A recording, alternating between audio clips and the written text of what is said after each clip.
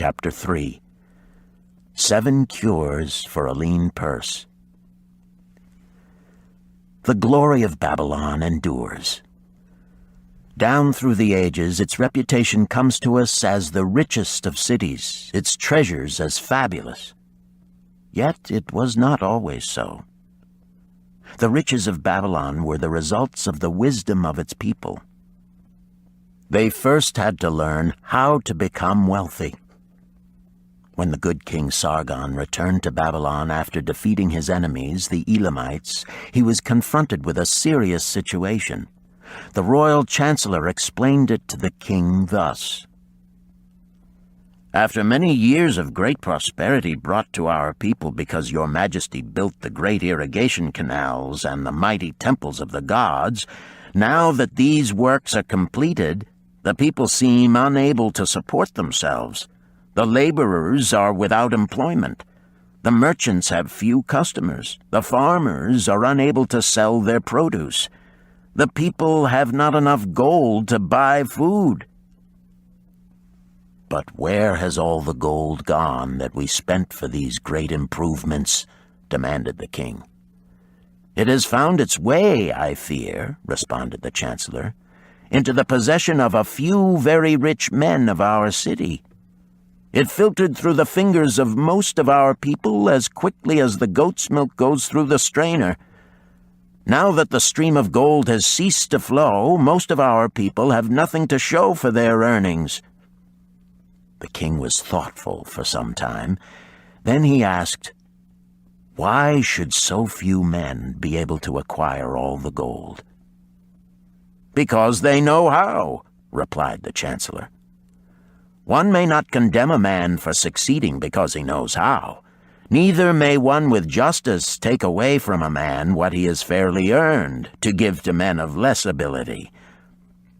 "But why," demanded the king, "should not all the people learn how to accumulate gold and therefore become themselves rich and prosperous?" "Quite possible, Your Excellency. But who can teach them? Certainly not the priests, because they know naught of money-making."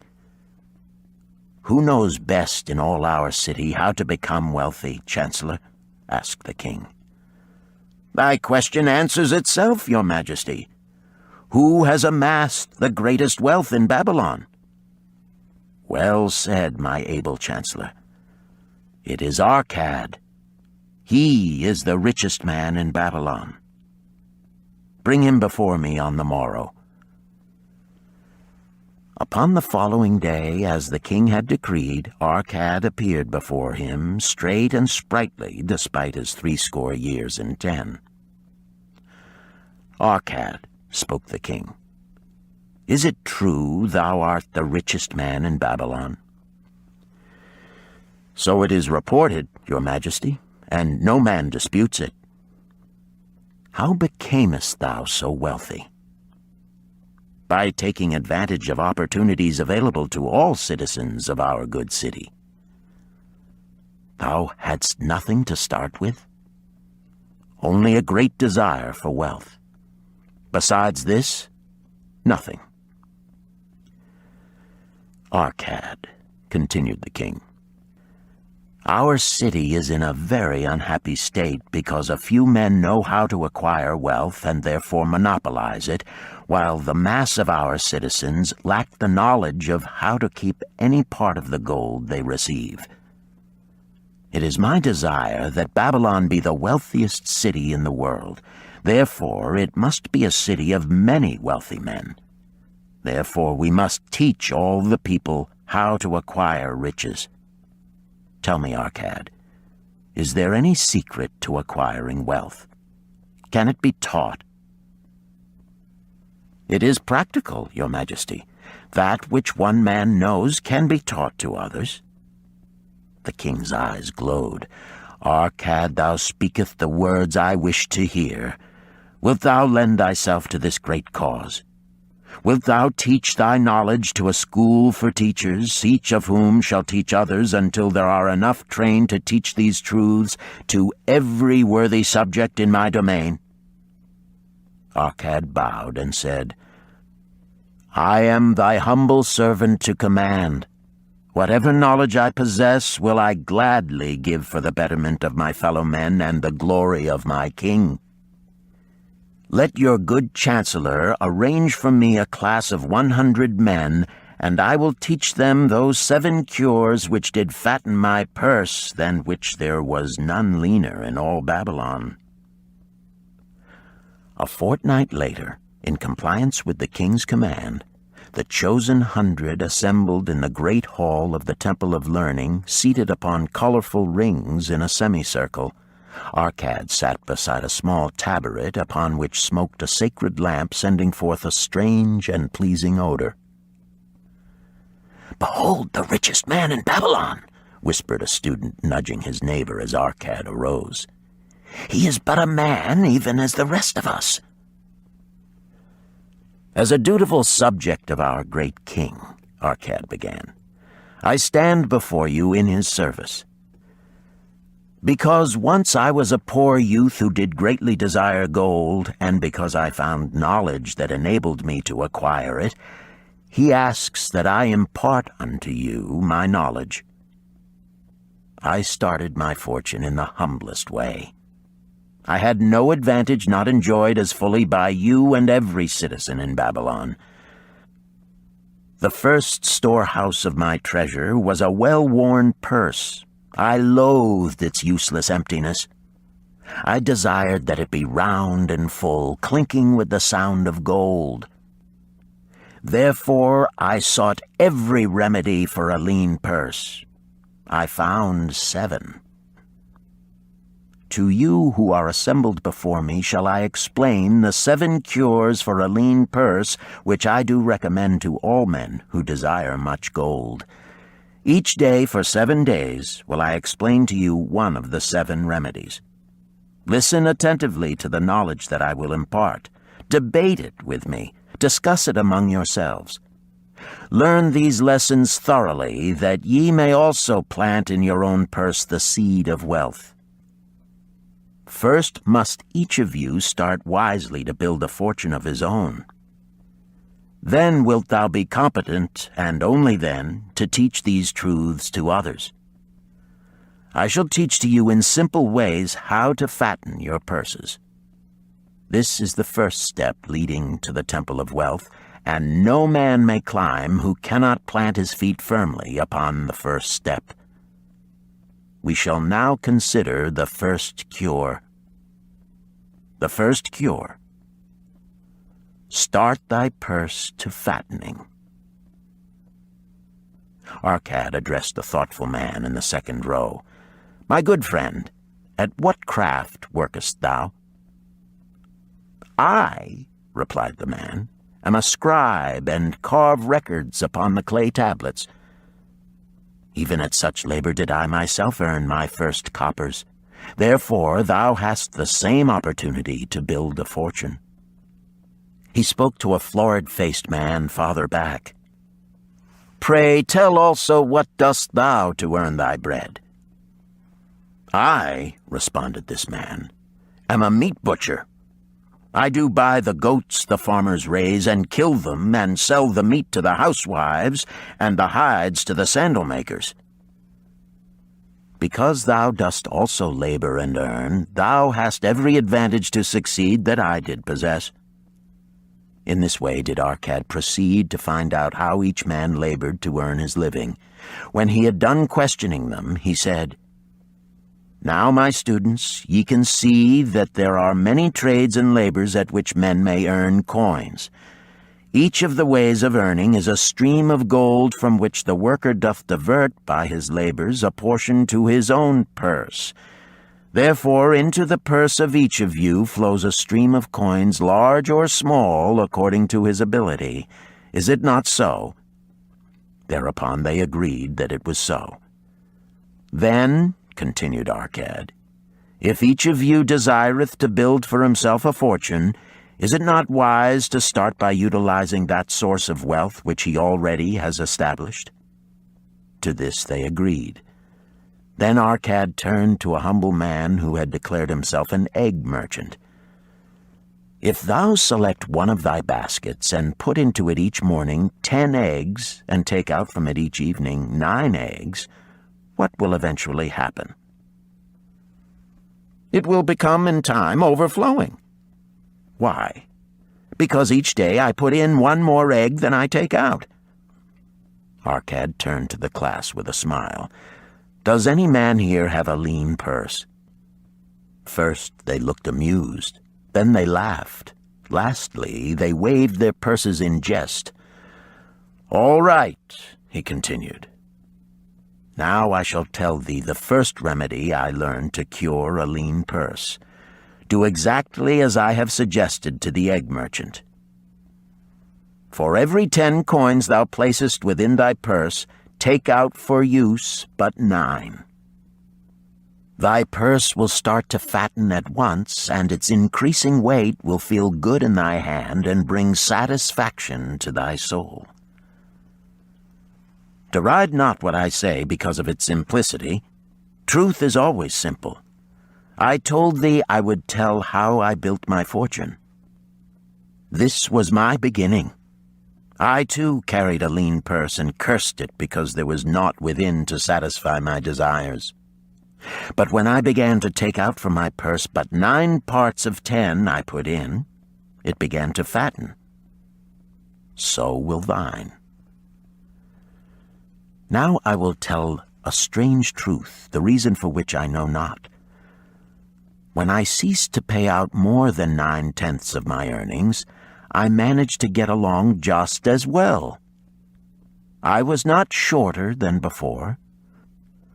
Also, ere long did coins come to me more easily than before.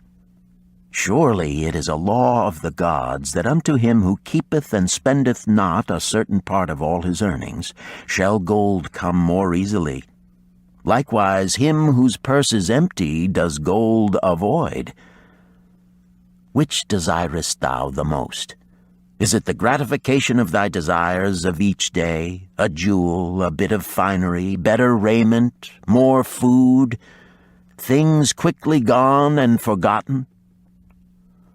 Or is it substantial belongings, gold, lands, herds, merchandise, income-bringing investments?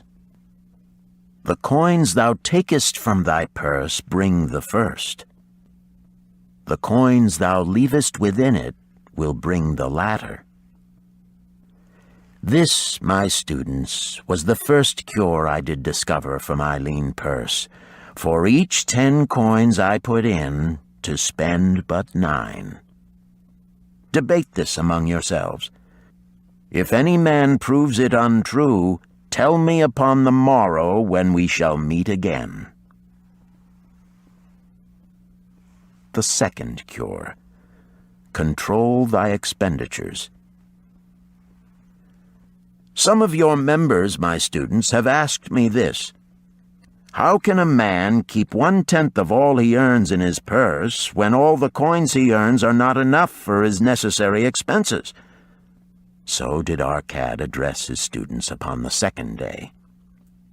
Yesterday, how many of thee carried lean purses? All of us, answered the class.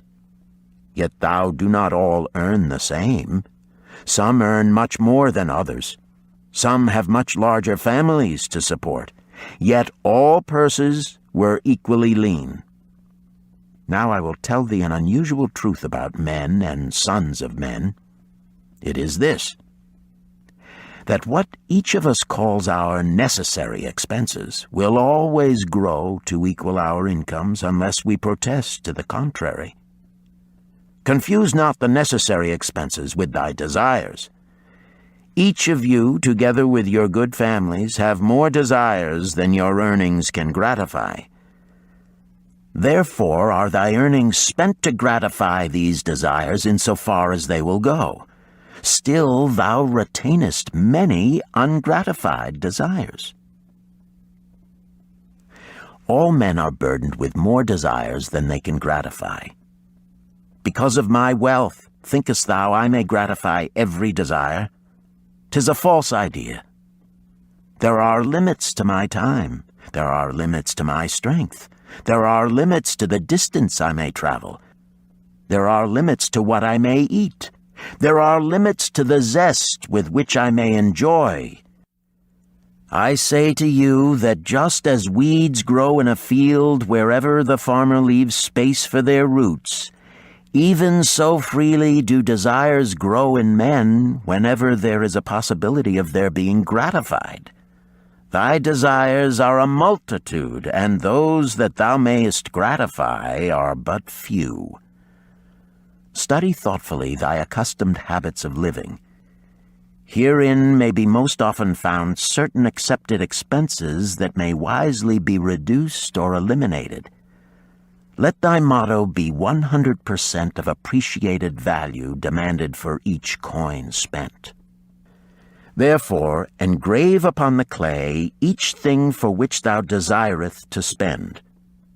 Select those that are necessary and others that are possible through the expenditure of 9/10 of thy income. Cross out the rest, and consider them but a part of that great multitude of desires that must go unsatisfied, and regret them not. Budget then thy necessary expenses. Touch not the 1/10 that is fattening thy purse. Let this be thy great desire that is being fulfilled. Keep working with thy budget. Keep adjusting it to help thee. Make it thy first assistant in defending thy fattening purse. Hereupon one of the students, wearing a robe of red and gold, arose and said, I am a free man. I believe that it is my right to enjoy the good things of life. Therefore do I rebel against the slavery of a budget which determines just how much I may spend and for what. I feel it would take much pleasure from my life and make me little more than a pack-ass to carry a burden. To him Arkad replied, Who, my friend, would determine thy budget? I would make it for myself, responded the protesting one. In that case, were a pack-ass to budget his burden, would he include therein jewels and rugs and heavy bars of gold? Not so. He would include hay and grain and a bag of water for the desert trail. The purpose of a budget is to help thy purse to fatten. It is to assist thee to have thy necessities and, insofar as attainable, thy other desires. It is to enable thee to realize thy most cherished desires by defending them from thy casual wishes. Like a bright light in a dark cave, thy budget shows up the leaks from thy purse and enables thee to stop them and control thy expenditures for definite and gratifying purposes. This, then, is the second cure for a lean purse. Budget thy expenses, that thou mayest have coins to pay for thy necessities, to pay for thy enjoyments, and to gratify thy worthwhile desires without spending more than 9/10 of thy earnings. The third cure. Make thy gold multiply. Behold, thy lean purse is fattening. Thou hast disciplined thyself to leave therein 1/10 of all thou earnest. Thou hast controlled thy expenditures to protect thy growing treasure. Next, we will consider means to put thy treasure to labor and to increase. Gold in a purse is gratifying to own and satisfieth a miserly soul, but earns nothing. The gold we may retain from our earnings is but the start. The earnings it will make shall build our fortunes.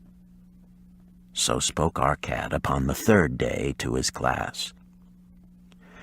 How, therefore, may we put our gold to work? My first investment was unfortunate, for I lost all. Its tale I will relate later. My first profitable investment was a loan I made to a man named Agar, a shield maker. Once each year did he buy large shipments of bronze brought from across the sea to use in his trade, Lacking sufficient capital to pay the merchants, he would borrow from those who had extra coins. He was an honorable man. His borrowing he would repay, together with a liberal rental as he sold his shields. Each time I loaned to him, I loaned back also the rental he had paid to me. Therefore not only did my capital increase, but its earnings likewise increased. Most gratifying was it to have these sums returned to my purse. I tell you, my students, a man's wealth is not in the coins he carries in his purse.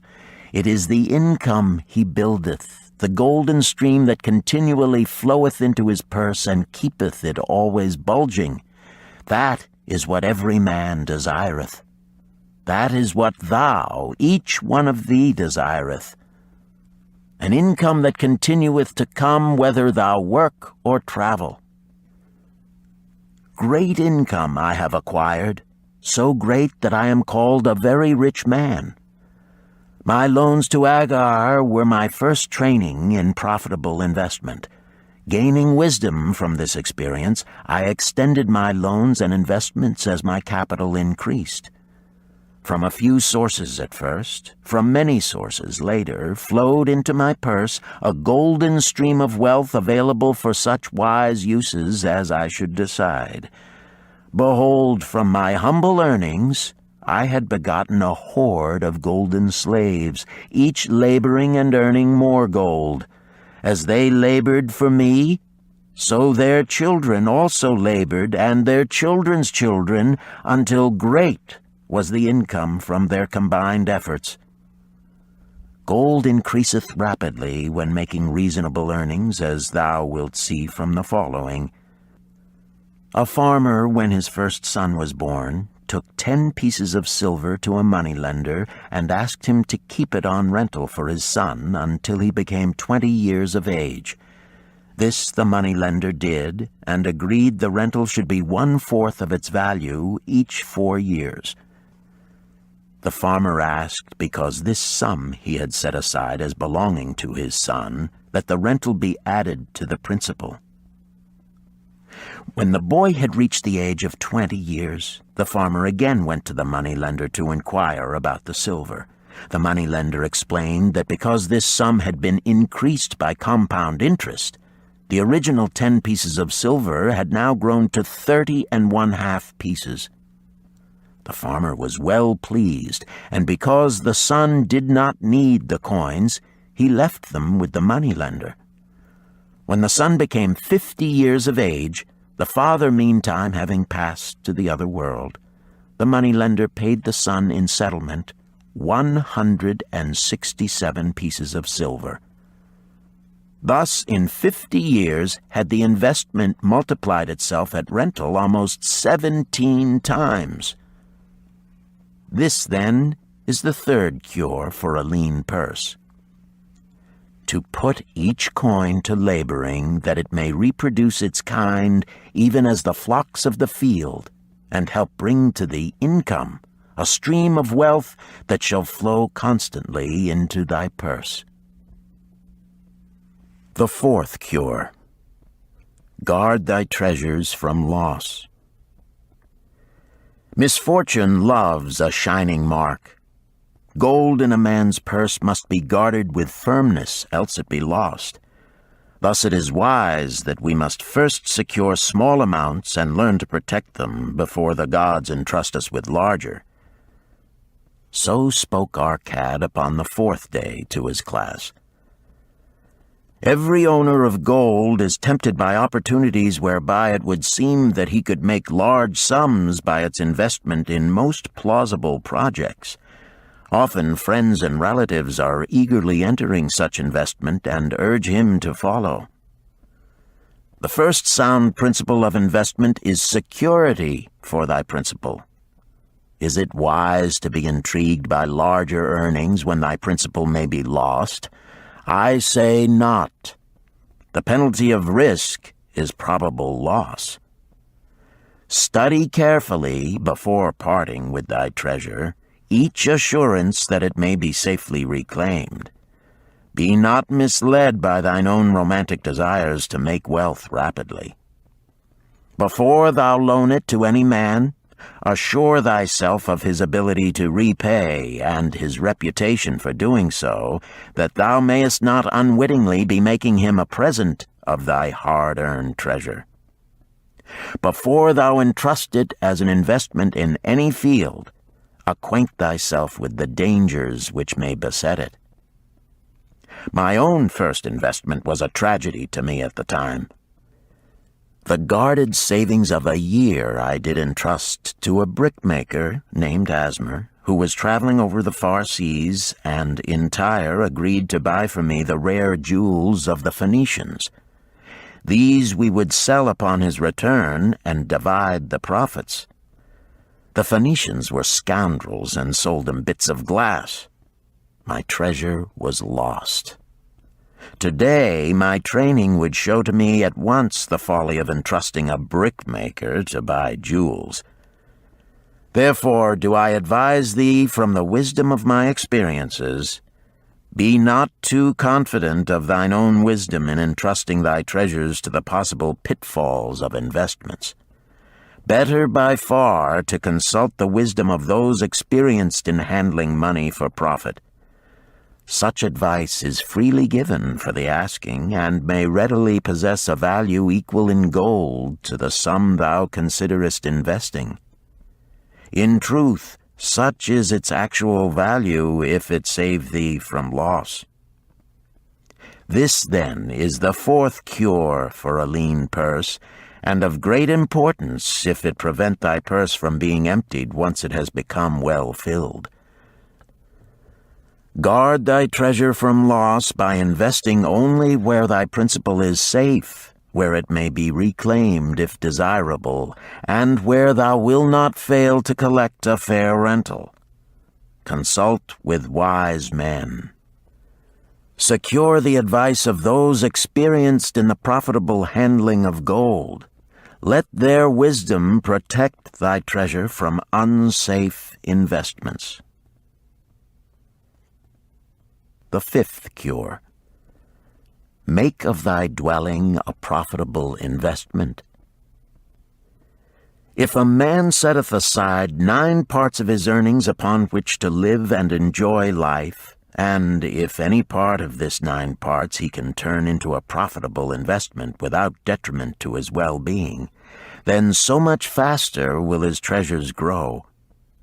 So spake Arkad to his class at their 5th lesson. All too many of our men of Babylon do raise their families in unseemly quarters. They do pay to exacting landlords liberal rentals for rooms where their wives have not a spot to raise the blooms that gladden a woman's heart, and their children have no place to play their games except in the unclean alleys. No man's family can fully enjoy life unless they do have a plot of ground wherein children can play in the clean earth, and where the wife may raise not only blossoms, but good rich herbs to feed her family. To a man's heart it brings gladness to eat the figs from his own trees and the grapes of his own vines, to own his own domicile and to have it a place he is proud to care for, putteth confidence in his heart and greater effort behind all his endeavors. Therefore do I recommend that every man own the roof that sheltereth him and his. Nor is it beyond the ability of any well-intentioned man to own his home.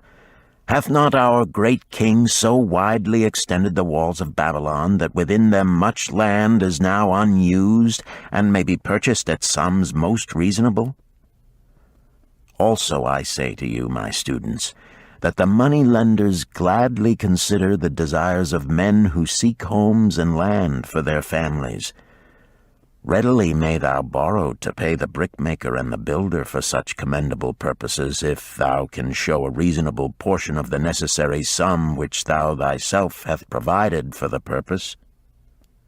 Then when the house be built, thou canst pay the money-lender with the same regularity as thou didst pay the landlord, because each payment will reduce thy indebtedness to the money-lender a few years will satisfy his loan. Then will thy heart be glad, because thou wilt own in thy own right a valuable property, and thy only cost will be the king's taxes. Also wilt thy good wife go more often to the river to wash thy robes, that each time returning she may bring a goatskin of water to pour upon the growing things. Thus come many blessings to the man who owneth his own house, and greatly will it reduce his cost of living, making available more of his earnings for pleasures and the gratification of his desires. This, then, is the fifth cure for a lean purse. Own thy own home. The sixth cure. Ensure a future income. The life of every man proceedeth from his childhood to his old age. This is the path of life, and no man may deviate from it, unless the gods call him prematurely to the world beyond. Therefore do I say that it behooves a man to make preparation for a suitable income in the days to come, when he is no longer young, and to make preparations for his family, should he be no longer with them to comfort and support them. This lesson shall instruct thee in providing a full purse when time has made thee less able to earn. So Arkad addressed his class upon the sixth day. The man who, because of his understanding of the laws of wealth, acquireth a growing surplus, should give thought to those future days. He should plan certain investments or provisions that may endure safely for many years, yet will be available when the time arrives which he has so wisely anticipated. There are diverse ways by which a man may provide with safety for his future. He may provide a hiding place and there bury a secret treasure. Yet no matter with what skill it be hidden, it may nevertheless become the loot of thieves. For this reason I recommend not this plan. A man may buy houses or lands for this purpose.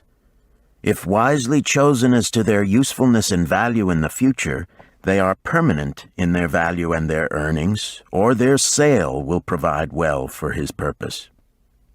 A man may loan a small sum to the moneylender and increase it at regular periods. The rental which the moneylender adds to this will largely add to its increase.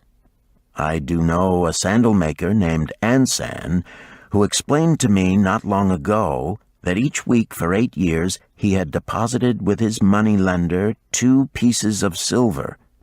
The moneylender had but recently given him an accounting over which he greatly rejoiced. The total of his small deposits with their rental at the customary rate of 1/4 their value for each 4 years had now become 1,040 pieces of silver. I did gladly encourage him further by demonstrating to him with my knowledge of the numbers that in 12 years more, if he would keep his regular deposits of but 2 pieces of silver each week, the moneylender would then owe him 4,000 pieces of silver, a worthy competence for the rest of his life. Surely when such a small payment made with regularity doth produce such profitable results, no man can afford not to ensure a treasure for his old age and the protection of his family, no matter how prosperous his business and his investments may be. I would that I might say more about this. In my mind rests a belief that someday wise-thinking men will devise a plan to insure against death, whereby many men pay in but a trifling sum regularly, the aggregate making a handsome sum for the family of each member who passeth to the beyond. This do I see as something desirable and which I could highly recommend. But today it is not possible, because it must reach beyond the life of any man or any partnership to operate. It must be as stable as the king's throne. Some day do I feel that such a plan shall come to pass, and be a great blessing to many men, because even the first small payment will make available a snug fortune for the family of a member should he pass on. But because we live in our own day and not in the days which are to come, must we take advantage of those means and ways of accomplishing our purposes. Therefore do I recommend to all men that they, by wise and well-thought-out methods, do provide against a lean purse in their mature years. For a lean purse to a man no longer able to earn, or to a family without its head, is a sore tragedy. This, then, is the sixth cure for a lean purse. Provide in advance for the needs of thy growing age and the protection of thy family. The seventh cure. Increase thy ability to earn.